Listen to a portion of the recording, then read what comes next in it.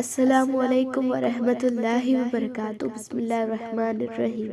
यकीनन अल्लाह उन्हनि जी ॻाल्हि ॿुधी जिन चयो त बेशक अल्लाह फ़क़ीर ऐं मोहताज आहे ऐं असां गनी ऐं शाहूकार आहियूं। तंहिं करे त अल्लाह पंहिंजे नाले ते ख़ैरात लाइ चए थो, असीं संदन उहो चयल कौल ऐं नाहक नबियुनि जो क़त्ल लिखंदासीं ऐं क़यामत जे ॾींहुं खेनि चवंदासीं त हाणे साड़ींदड़ बाहि जे अज़ाब जो मज़ो चखो। ए मुनाफ़िक़ो, उहा सज़ा अव्हां जे हथनि जी मोकिलियल कमाई आहे। न त अल्लाह वाक़ई पंहिंजे बाननि ते कॾहिं बि ज़ुल्म या ज़्यादती करण वारो न आहे। इहे उहे माण्हू आहिनि जेके चवनि था त बेशक अल्लाह असां खां वाइदो वरितो आहे, असांखे ताक़ीद ऐं हुकुम कयो आहे त जेसीं ताईं को रसूल असां वटि अहिड़ी कुर्बानी न आणे जंहिंखे गेबी बाहि खाई ख़तम करे वञे, तेसीं असां ईमान न आणींदासीं।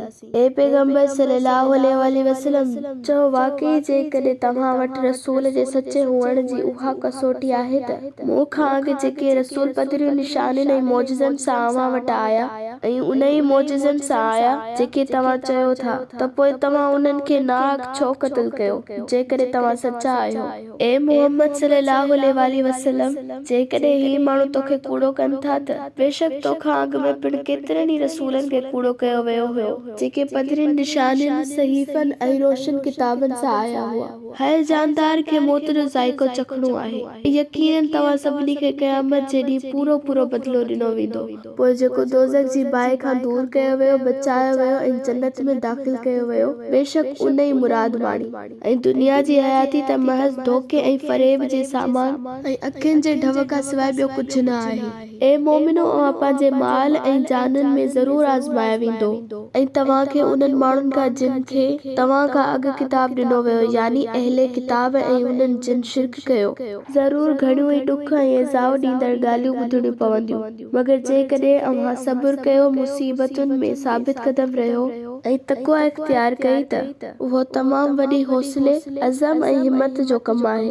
ऐं इहो बि क़ाबिल ज़िक्र आहे जॾहिं अल्लाह उन्हनि खां पको अंजाम वरितो हो जिन खे किताब ॾिनो वियो, त उहो यानी अल्लाह जो किताब माण्हुनि खे खोले खोले ॿुधाईंदा ऐं उन मां कुझु बि न लिकाईंदा, लेकिन उन्हनि उन इक़रार खे पुठियां उछलाए छॾियो ऐं उन्हीअ खे थोरे मुल्ह ते विकिणियो।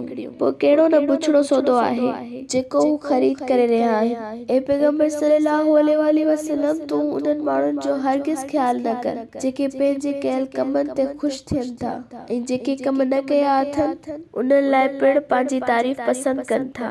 तूं उन्हनि खे हरगिज़ अज़ाब खां बचियल न सम्झिजा, बल्कि उन लाइ दर्दनाक अज़ाब आहे।